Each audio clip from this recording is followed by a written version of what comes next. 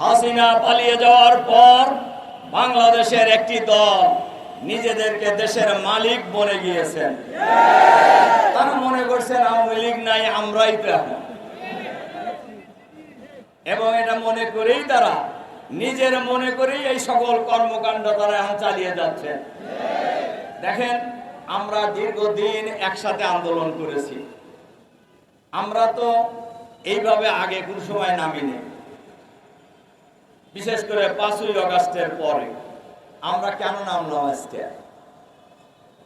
এই দেশের মানুষ, আপনারা ডক্টর মাসুদ বলতেছিলেন গত রাত ছিল হাসিনার বিরুদ্ধে ঢাকা বিশ্ববিদ্যালয়, ইডেন কলেজ সহ সারা বাংলাদেশে যে প্রতিরোধের আগুন জ্বলে উঠেছিল, সেম প্রতিরোধের আগুন জ্বলে উঠছে গত রাত্রে থেকে আর কি।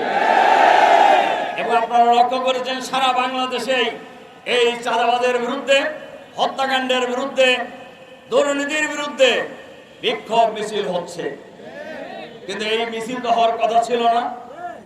হাসিনা তো পালিয়ে গেছে, তাহলে এই চাঁদাবাজি কারা করতেছে?